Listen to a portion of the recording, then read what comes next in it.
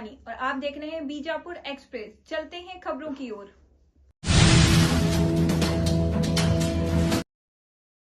ಈ ಒಂದು ವಿಶೇಷ ಪತ್ರಿಕಾಗೋಷ್ಠಿ ಮಾಡುವಂತ ಉದ್ದೇಶ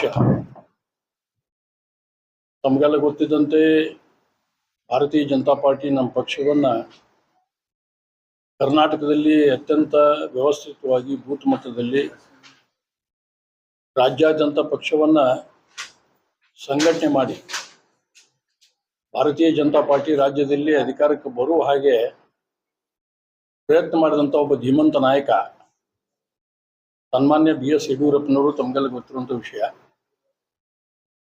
ಅವರು ಕಳೆದ 50 ವರ್ಷಗಳಿಂದ ತಮ್ಮ ಹೋರಾಟದ ಜೀವನದಲ್ಲಿ ಸಾಕಷ್ಟು ಸಂಘರ್ಷಗಳನ್ನು ಮಾಡಿ ರಾಜ್ಯದಲ್ಲಿ ಭಾರತೀಯ ಜನತಾ ಪಾರ್ಟಿಯನ್ನ ಗ್ರಾಮಾಂತರ ಭಾಗಕ್ಕೆ ಒಯ್ದಂತ ಒಬ್ಬ ಶ್ರೇಷ್ಠ ನಾಯಕ.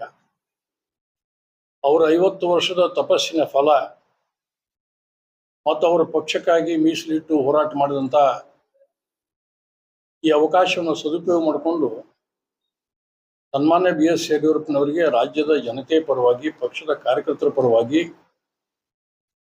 ನಾಳೆ 9ನೇ ತಾರೀಕಿನ ಚಿತ್ರದುರ್ಗದಲ್ಲಿ ಒಂದು ಬೃಹತ್ ಪ್ರಮಾಣದ ಕಾರ್ಯಕರ್ತರ ಸಮಾವೇಶ ಮಾಡಿ ಅವರನ್ನು ಅಭಿನಂದನೆ ಮಾಡಲಾಗ್ತದೆ.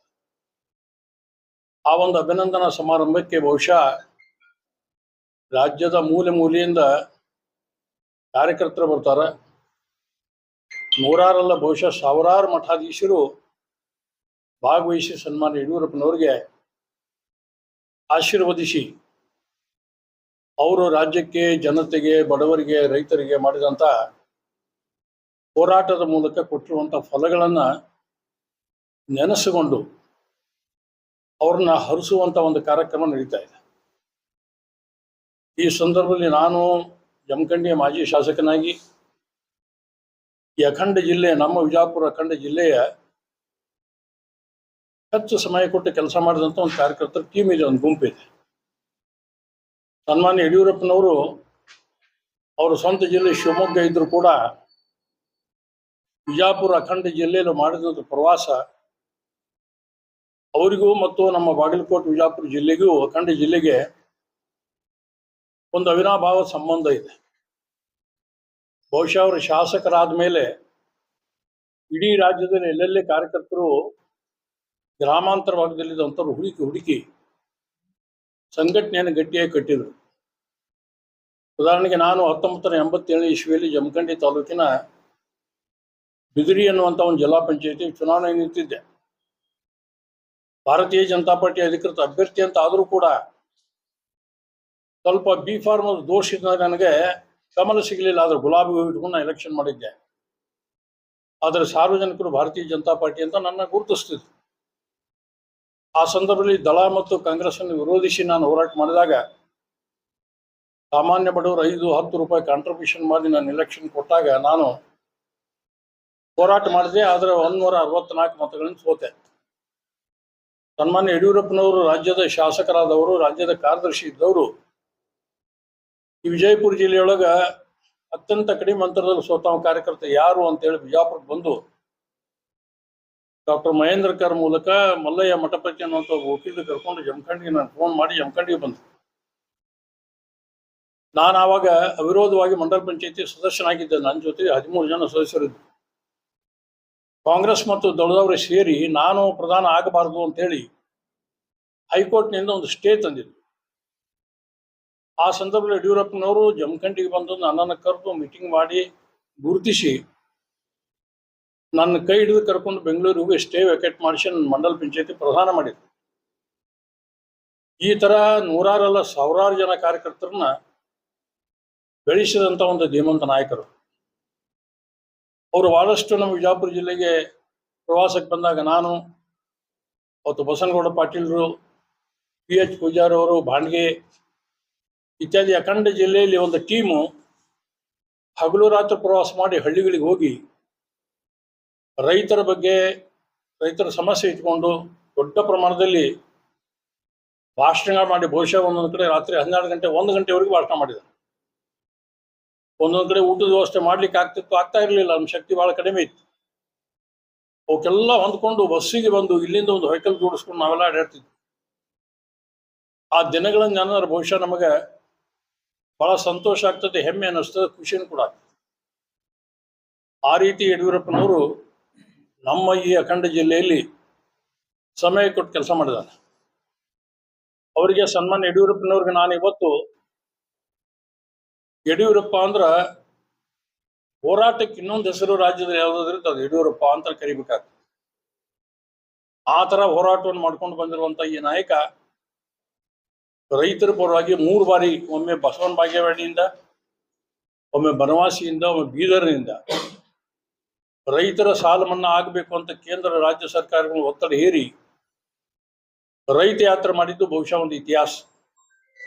ಲಕ್ಷಾಂತರ ಸಂಖ್ಯೆಯಲ್ಲಿ ರೈತರನ್ನು ಸಂಪರ್ಕ ಮಾಡಿ ಬೆಂಗಳೂರಿನಲ್ಲಿ ಲಕ್ಷಾಂತರ ಸಂಖ್ಯೆಯಲ್ಲಿ ಜನರನ್ನು ಸೇರಿಸಿ ಅಟಲ್ಜಿ ಅವ್ರನ್ನ, ಅದ್ವಾನಿ ಅವ್ರನ್ನ ಕರೆದು ಸಾರ್ವಜನಿಕ ಸಭೆಯನ್ನು ಮಾಡಿ ಸರ್ಕಾರಕ್ಕೆ ಯೋಗ್ಯವಾದಂತ ಎಚ್ಚರಿಕೆ ಕೊಟ್ಟಂತ ನಾಯಕ ಯಾರಾದರೂ ಇದ್ರೆ ಅವರು ಯಡಿಯೂರಪ್ಪನವರು. ಹೀಗಾಗಿ ಬಹಳಷ್ಟು ಕಾರ್ಯಕರ್ತನ ಬೆಳೆಸಿದಂತ ನಾಯಕ ಅಂದ್ರೆ ಯಡಿಯೂರಪ್ಪನವರು ಅಂತ ಹೇಳ್ಬೇಕಾಗ್ತದೆ. ಪ್ರತಿಯೊಬ್ಬ ರಾಜಕೀಯ ವ್ಯಕ್ತಿಗೆ ಒಬ್ಬರಿಗೊಬ್ರು ಕಿಂಗ್ ಮೇಕರ್ ಅಂತ ಇರ್ತಾರೆ ಜೀವನದಲ್ಲಿ. ರಾಜಕೀಯದಲ್ಲಿ ಒಬ್ರು ಕಿಂಗ್ ಮೇಕರ್ ಇದ್ರೆ ಬೆಳೆಯೋದು ಕಷ್ಟ. ಆದ್ರೆ ನನ್ನ ಜೀವನದಲ್ಲಿ ನನ್ನ 2 ಕಿಂಗ್ ಮೇಕರ್ ಇದ್ರು. ಒಬ್ರು ಯಡಿಯೂರಪ್ಪನವರು, ಇನ್ನೊಬ್ರು ಅನಂತಕುಮಾರ್. ಅವರಿಬ್ಬರ ಒಂದು ಮಾರ್ಗದರ್ಶನ, ಸಂಘಟನೆಗೆ ಅವರು ಕೊಟ್ಟಿರುವಂತ ಚಾಲನೆಯಿಂದ ನನ್ನಂತ ಒಬ್ಬ ಕಾರ್ಯಕರ್ತ, ಸಾಮಾನ್ಯ ಒಬ್ಬ ರೈತನ ಮಗನಾಗಿ ಹಳ್ಳಿಯಲ್ಲಿರುವಂತ ಒಬ್ಬ ಕಾರ್ಯಕರ್ತ, ಸಾಮಾಜಿಕ ಒಂದು ಒತ್ತಡ ಬೆಲೆನೂ ಇಲ್ಲ, ಸಾಮಾಜಿಕವಾದಂಥ ಸಂಖ್ಯೆನ ನಮಗೆ ಬೆಂಬಲಿಲ್ಲ, ಹಣಕಾಸಿನ ವ್ಯವಸ್ಥೆ ಇಲ್ಲದಂತ ಸಾಮಾನ್ಯ ಕಾರ್ಯಕರ್ತ 2008ರಲ್ಲಿ 20,000 ಅಂತರಗಳಿಂದ ಗೆದ್ದು ವಿಧಾನಸಭೆ ಪ್ರವೇಶ ಮಾಡುವಂತ ಅವಕಾಶ ಸಿಕ್ಕಿದ್ದು ಅವರಿಬ್ಬರಿಂದ. ಅಷ್ಟೇ ದೊಡ್ಡ ರೀತಿಯಲ್ಲಿ ಜನ, ಕಾರ್ಯಕರ್ತರು ನಮ್ಮನ್ನ ಗುರುತಿಸಿ ಈ ರಾಜ್ಯದಲ್ಲಿ ಭಾರತೀಯ ಜನತಾ ಪಾರ್ಟಿಯನ್ನು ಬೆಳೆಸಿದರು. ಬಹುಶಃ ಬಹಳ ದೊಡ್ಡ ಪ್ರಮಾಣದಲ್ಲಿ ಹೋರಾಟ ಅವರು ಮಾಡಿದ್ದು ರಾಜ್ಯದಲ್ಲಿ ನಮ್ಗೆ ಯಾರು ಮರೆಯಲಿಕ್ಕೆ ಆಗುವುದಿಲ್ಲ. ಇವತ್ತು ಕೂಡ ಸನ್ಮಾನ್ಯ ಯಡಿಯೂರಪ್ಪನ ಮಾರ್ಗದರ್ಶನ, ಅವರ ನೇತೃತ್ವ ನಮ್ಮ ರಾಜ್ಯಕ್ಕೆ ಅಗತ್ಯ ಇದೆ. ರಾಷ್ಟ್ರೀಯ ಚುನಾವಣಾ ಸಮಿತಿಯ, ಸೆಂಟ್ರಲ್ ಸಮಿತಿಯ ಮೆಂಬರ್ ಆಗಿ ನಮ್ಮ ರಾಜ್ಯಕ್ಕೆ ಮಾತ್ರ ಅಲ್ಲ, ಅನೇಕ ರಾಜ್ಯಗಳಿಗೆ ಮಾರ್ಗದರ್ಶನ ಮಾಡ್ತಕ್ಕಂಥ ಶಕ್ತಿ ಅವ್ರಿಗಿದೆ. ವಯಸ್ಸಾಗಿದ್ರು ಕೂಡ ಇನ್ನೂ ಅವರಿಗೆ ಕೆಲಸ ಮಾಡಬೇಕನ್ನೋಂಥ ಹಠ ಇದೆ, ಛಲ ಇದೆ. ಅದನ್ನು ನಾವೆಲ್ಲ ನಮ್ಮ ಪಕ್ಷದ ಕಾರ್ಯಕರ್ತರು ಜೋಡಿಸ್ಕೊಂಡು, ಕೂಡಿಸ್ಕೊಂಡು ಭಾರತೀಯ ಜನತಾ ಪಾರ್ಟಿಯನ್ನು ಕರ್ನಾಟಕದಲ್ಲಿ ಕಟ್ಟಬೇಕು ಅಂತ ತೀರ್ಮಾನ ಮಾಡಿ ನಾಳೆ 9ನೇ ತಾರೀಕಿನಿಂದ ನಡೆಯುವಂತ ಅವರ ಸನ್ಮಾನ ಕಾರ್ಯಕ್ರಮ, ಅದೊಂದು ದೊಡ್ಡ ಪ್ರಮಾಣದಲ್ಲಿ ರಾಜ್ಯದ ತುಂಬ ಜನ ಬರಬೇಕು ಅಂತ ಕರೆ ಪಕ್ಷ ಈಗಾಗಲೇ ಕೊಟ್ಟಿದೆ. ನಾನು ಕೂಡ ಈ ಅಖಂಡ ವಿಜಯಪುರ ಜಿಲ್ಲೆಯಲ್ಲಿ ಜಿಲ್ಲಾಧ್ಯಕ್ಷರು, 2 ಜಿಲ್ಲಾಧ್ಯಕ್ಷರ ಪರವಾಗಿ ಎಲ್ಲ ಕಾರ್ಯಕರ್ತರಿಗೆ, ಸಾರ್ವಜನಿಕರಿಗೆ, ಮಠಾಧೀಶರುಗಳಿಗೆ ಒಂದು ಮನವಿಯನ್ನು ಮಾಡ್ಕೊತೀನಿ. ಬಹಳ ದೊಡ್ಡ ಸಂಖ್ಯೆಯಲ್ಲಿ ತಾವೆಲ್ಲ ಚಿತ್ರದುರ್ಗ ಬರಬೇಕು. ಯಡಿಯೂರಪ್ಪನವರಿಗೆ ಹರಿಸಿ ಅವ್ರ ಬೆನ್ನಿಂದ ನಿಂತು ಮತ್ತೊಮ್ಮೆ ಪಕ್ಷ ಪುನಶ್ಚೇತನ ಆಗಿ ಅಧಿಕಾರಕ್ಕೆ ಬರುವ ಹಾಗೆ ತಾವೆಲ್ಲ ಸಾರ್ವಜನಿಕರು ಬೆಂಬಲಿಸಬೇಕು ಅಂತ ಈ ಮೂಲಕ, ತಮ್ಮ ಮೂಲಕ ಸಾರ್ವಜನಿಕರಲ್ಲಿ ವಿನಂತಿಯನ್ನು ಮಾಡ್ಕೋತೀವಿ. ಮಠಾಧೀಶಗಳಿಗೆ ಯಾಕೆ ಕರೆ ಆಗ್ತದೆ? ಅಲ್ಲಿ ಅದು ರಾಜಕೀಯಕ್ಕೂ ಏನು ಸಂಬಂಧ ಇಲ್ಲ. ಈ 50 ವರ್ಷ ಆಗಿದ್ದು ನಿಮ್ಮ ಬಿಜೆಪಿ ಅವರಿಗೆ ಒಂದು ಹರ್ಷದ ವಿಷಯ ಇಟ್ಕೊಂಡಿದೆ. ಮಠಾಧೀಶರಿಗೆ ಏನು ಸಂಬಂಧ? ಮಠಾಧೀಶರ ಆಶೀರ್ವಾದ ಬೇಕು. ಅವರು ಸಮಾಜ ಕಟ್ಟುವವರು, ಒಳ್ಳೆ ಸಂಸ್ಕಾರ ಕೊಡುವವರು. ಒಂಥರ ಅವರು ರಾಜಕೀಯದಲ್ಲಿ ಇರುವಂತ ತೋರಿಸ್ಕೊಡ್ತಲ್ಲ, ರಾಜಕೀಯ ಸರ್, ಇದು ಯಡಿಯೂರಪ್ಪನವರು ವೈಯಕ್ತಿಕವಾಗಿ ಸನ್ಮಾನ ಮಾಡುವಂತ ಕಾರ್ಯಕ್ರಮ. ಭಾರತೀಯ ಜನತಾ ಪಾರ್ಟಿ ವೇದಿಕೆ ಅಂತ ಅನ್ಲಿಕ್ಕೆ ಆಗಲ್ಲ. ಎಲ್ಲಾ ನಾಯಕರು ಬಂದಿರ್ತಾರ, ಸಮಾಜದ ಮುಖಂಡರು ಬಂದಿರ್ತಾರ, ಸ್ವಾಮೀಜಿಗಳು ಬರ್ತಾರ. ಅವರ ಆಶೀರ್ವಾದ, ಅವರ ಸಂಸ್ಕಾರ ನಮ್ಗೆ ಕೂಡ ಅಗತ್ಯ ಇದೆ. ಹೀಗಾಗಿ ಅವ್ರನ್ನು ಕೂಡ ನಮ್ಮ ಪಕ್ಷದವರು ಆಹ್ವಾನ ಮಾಡಿದ್ದಾರೆ. ಇವ್ರಿಗೆ ನಿಮ್ಮದೇ ಪಕ್ಷದಲ್ಲಿ ಯಡಿಯೂರಪ್ಪನವ್ರಿಗೆ ಅನ್ಯಾಯ ಮಾಡಿದ ಅನ್ನುವಂತ ಆರೋಪ ಐತಿ. ಅವ್ರಿಗೆ ಎಂದೂ ಪೂರ್ಣಾವಧಿ ಮುಖ್ಯಮಂತ್ರಿ ಆಳಕ್ಕಾಗಿ ಬಿಟ್ಟಿಲ್ಲ. ಮತ್ತು ಅವ್ರಿಗೆ ಯಾವಾಗ ಇಲ್ಲಿವರೆಗೆ ಬಿಜೆಪಿ ಪಕ್ಷ ಸರ್ಕಾರಕ್ಕೆ ಬರ್ಬೇಕಾಗಿತ್ತು, ಅಲ್ಲಿ ಅವ್ರು ಬಳಸ್ಕೊಂಡ್ರು. ಬಂದ ಮೇಲೆ ಅವ್ರಿಗೆ ಜೊತೆ ಅನ್ಯಾಯ ಮಾಡ್ರಿ ಅವ್ರಿಗೆ ಎಳಿಸಿದ್ರು ಅನ್ನುವಂತ ಆರೋಪ ಐತಿ. ಅದ್ರ ಮೇಲೆ ಪರವಾಗಿ ವಿರೋಧವಾಗಿ ಅಭಿಪ್ರಾಯ ಇದ್ದೇ ಇರುತ್ತೆ. ತಮ್ಮ ಅಭಿಪ್ರಾಯ ಇರಬಹುದು, ನಂದ ಅಭಿಪ್ರಾಯ ಇಲ್ಲ, ನಾಯಕ ಅಭಿಪ್ರಾಯ ಅಲ್ಲ. ನೀವು ಕೊಟ್ಟರಲ್ಲ ಈಗ ಅಭಿಪ್ರಾಯ. ಅದು ಸಮಸ್ಯೆಗಳು ಬೇರೆ ಬೇರೆ ಸಂದರ್ಭದಲ್ಲಿ ಬೇರೆ ಬೇರೆ ಬರ್ತಾವ. ಅದು ಹೈಕಮಾಂಡ್ ಬಗ್ಗೆ ಅವರು ಯೋಚನೆ ಮಾಡ್ಬೇಕಾಗ್ತದೆ, ಅವ್ರು ನಿರ್ಣಯ ಮಾಡ್ಬೇಕಾಗ್ತದೆ. ಅನಿವಾರ್ಯ ಐತೆ, ರಾಜಕೀಯದಲ್ಲಿ ಇರ್ತದೆ.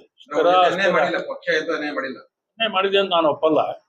ಬರ್ತದೆ ವ್ಯವಸ್ಥೆಗಳು ಬೇರೆ ಬೇರೆ ಹುಡ್ಕೋಬೇಕಾಗ್ತದೆ. ಮುಖ್ಯಮಂತ್ರಿ ಆಗಕ್ಕೆ ಬಿಟ್ಟಿಲ್ಲ ಅಲ್ಲ.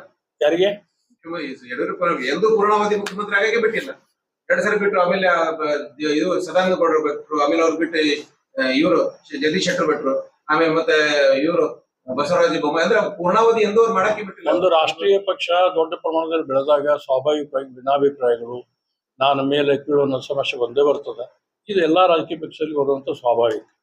ಹೀಗಾಗಿ ಅವರ ಒಪ್ಪಿಗೆ ಮೇಲೆ ಚರ್ಚೆಗಳನ್ನು ಮಾಡಿ ಪಕ್ಷದ ಹಿರಿಯರು ತಗೊಂಡಂತ ತೀರ್ಮಾನ, ಆ ತೀರ್ಮಾನ ಪ್ರಕಾರ ಇರಬೇಕಾಗ್ತದೆ. ಇದೇನು ಪಕ್ಷಾತೀತ ಕಾರ್ಯಕ್ರಮ ಆಗುತ್ತೋ ಅಥವಾ ಭಾರತೀಯ ಜನತಾ ಪಾರ್ಟಿ ಬ್ಯಾನರ್?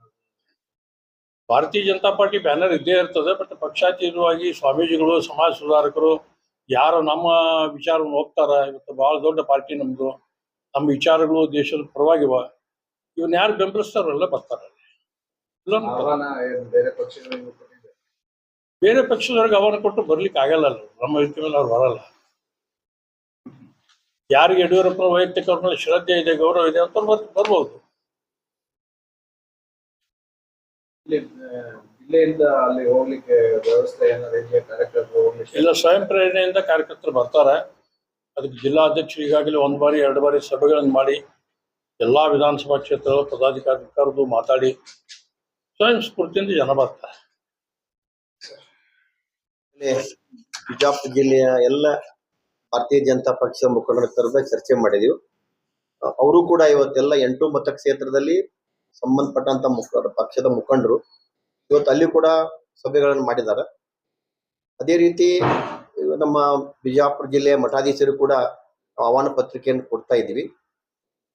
ಒಟ್ಟಾಗಿ ನಾನು ಒಬ್ಬ ಜಿಲ್ಲಾ ಅಧ್ಯಕ್ಷನಾಗಿ ನಿಜವಾಗಿ ಕೂಡ ಹೆಮ್ಮೆ ಪಡಬೇಕು. ಏನಂದ್ರ ನಾವು ಪಕ್ಷದ ವ್ಯವಸ್ಥೆ ಒಳಗೆ ನಾವೆಲ್ಲ ಈ ರೀತಿ ಮೀಟಿಂಗ್ ಅನ್ನು ಮಾಡೋದು, ಅದೊಂದು ಅವೇರ್ನೆಸ್ ಕೊಡ್ತಕ್ಕಂಥ ಇರ್ಬೋದು, ಆ ಪೋಸ್ಟ್ ರಿಲೀಸ್ ಮಾಡ್ತಕ್ಕಂಥ ಎಲ್ಲ ಕೆಲಸಗಳನ್ನ ಮಾಡಿದೀವಿ. ಆದ್ರೆ ಯಡಿಯೂರಪ್ಪರ ಬಗ್ಗೆ ಎಷ್ಟು ಹೆಮ್ಮೆ ಅದ ಅಂದ್ರ, ಒಬ್ಬ ಜಿಲ್ಲಾ ಅಧ್ಯಕ್ಷನಾದಾಗ ನನಗೆ ಇವತ್ತು ಗೊತ್ತಾಗ್ಯದ, ನನಗೆ ಬರ್ತಕ್ಕಂಥ ಕರೆಗಳು ಇವತ್ತು ಸ್ವಯಂ ಪ್ರೇರಿತವಾಗಿ ನಾವು ಇವತ್ತು ಹೂವಿನಿಪ್ಪರಿಗೆ ಇರ್ಬೋದು, ಬಾಗೇವಾಡಿ ಇರ್ಬೋದು, ದೇವರಿಪ್ಪರಿಗೆ, ಈ ತರ ಇಂಡಿ ಕಡೆ ಕೆಲವೊಂದು ಹಳ್ಳಿಗಳಿಂದ ಬಂದು ಈ ತೊರವಿಯಿಂದನೂ ಸಾಕಷ್ಟು ಕೊಡೆಗಳು ಬರ್ತಾ ಇದ್ದಾವೆ. ಸ್ವಯಂ ಪ್ರೇರಿತವಾಗಿ ನಾವು ವೆಹಿಕಲ್ಸ್ ತಗೊಂಡು ಹೋಗ್ತಾ ಇದೀವಿ. ನಮಗೇನಾದ್ರೂ ಪಾಸ್ ವ್ಯವಸ್ಥೆ ಇದೆಯಾ? ಅವ್ರೇನು ದುಡ್ಡು ಕೇಳ್ತಾ ಇಲ್ಲ, ನಮಗೇನು ಕೇಳ್ತಾ ಇಲ್ಲ. ನಮ್ಗೆ ಪಾಸ್ ಕೊಡ್ರಿ ಅಂತಕ್ಕಂಥ ಒಂದು ಮಾತನ್ನು ಕೇಳಿದಾಗ ನಿಜವಾಗಿ ಕೂಡ ಬಿಜಾಪುರ ಜಿಲ್ಲೆಯ ಜಿಲ್ಲಾ ಅಧ್ಯಕ್ಷನಾಗಿ ಇವತ್ತು ಯಡಿಯೂರಪ್ಪರ ಬಗ್ಗೆ ಎಷ್ಟು ಹೆಮ್ಮೆ ಎಂದು ಹೇಳಿದ್ರು ಕಡಿಮೆನ. ಒಟ್ಟಾಗಿ ಈ ಕಾರ್ಯಕ್ರಮ ಬಹಳ ಯಶಸ್ವಿ ಆಗ್ತೈತಿ. ಬಿಜಾಪುರ ಜಿಲ್ಲೆಯಿಂದ ನಾವು ಏನು ಅಂದ್ಕೊಂಡಿವೋ, ನಮ್ದೇನು ಪ್ಲಾನ್ ಅದ, ಪಕ್ಷದ ಒಂದು ವ್ಯವಸ್ಥೆ ಒಳಗೆ ಯಾರು ಬರ್ಬೋದು ಅಂತಕ್ಕಂಥ ಏನ್ ನಮ್ ನಿರೀಕ್ಷೆ ಅದ, ಆ ನಿರೀಕ್ಷೆ ಮೀರಿ ಸ್ವಪ್ರೇರಿತವಾಗಿನ ಸಾಕಷ್ಟು ಹಳ್ಳಿಗಳಿಂದ ಮೂಲೆಗಳಿಂದ ಬಿಜಾಪುರ ಜಿಲ್ಲೆ ಜನ ಹೋಗ್ತದ. ಆ ಕಾರ್ಯಕ್ರಮದಲ್ಲಿ ಭಾಗಿಯಾಗ್ತಾರೆ ಅಂತಕ್ಕಂಥ ಹೆಮ್ಮೆಯಿಂದ ನಾವು ಇವಾಗ ಹೇಳಕ್ ಒಂದು ವಿಶೇಷ ಅಂತಂದ್ರೆ, ಯಾರು ಜನಸಂಘ ಕಾಲದಲ್ಲಿ ಭಾರತೀಯ ಜನಸಂಘದ ಕೆಲಸಗಳನ್ನು ಮಾಡ್ತಿದ್ರು, ಈ 2 ಜಿಲ್ಲೆಯಲ್ಲಿ ಅಷ್ಟೇ ಅಲ್ಲ ಇಡೀ ರಾಜ್ಯದಲ್ಲಿ ಕೆಲಸ ಮಾಡಿದಂತ ಗೌರವಾನ್ವಿತ ಹಿರಿಯರನ್ನ ಒಂದು ಪಟ್ಟಿ ಮಾಡಿ, ಯಾರು ತುರ್ತು ಪರಿಸ್ಥಿತಿಯಲ್ಲಿ ಹೋರಾಟ ಮಾಡಿ ಜೈಲಿಗೆ ಹೋಗಿದ್ರು, ಯಾರು ಗೌರವಾನ್ವಿತವಾಗಿ ಕೆಲಸ ಮಾಡಿದಾರೋ, ಯಾರು ಸೀನಿಯರ್ ಮೋಸ್ಟ್ ಅಂತಿದ್ದಾರೆ, ಅವ್ರಿಗೆಲ್ಲ ವಿಶೇಷವಾದಂತ ಆಹ್ವಾನ ಕೊಟ್ಟು ಅವ್ರಿಗೆ ಒಂದು ವೇದಿಕೆ ಅಂತ ಮಾಡಿ ಅಲ್ಲಿ ಕುಳಿತುಕೊಳ್ಳುವಂತ, ಗೌರವದಿಂದ ಕುಳಿತುಕೊಳ್ಳುವಂತ ಒಂದು ವ್ಯವಸ್ಥೆಯನ್ನು ಕೂಡ ಪಕ್ಷ ಮಾಡಿದೆ. ಕೇಂದ್ರದಿಂದ ರಾಷ್ಟ್ರೀಯ ಅಮಿತ್ ಶಾ ಅವರು ಬರ್ತಾ ಇದ್ದಾರೆ. ಅಮಿತ್ ಅವ್ರ ಬಗ್ಗೆ ನನಗೆ ಗೊತ್ತಿಲ್ಲ. ಅಮಿತ್ ಶಾ ಅಂತೂ ನಿಶ್ಚಿತ ಬರ್ತಾರೆ.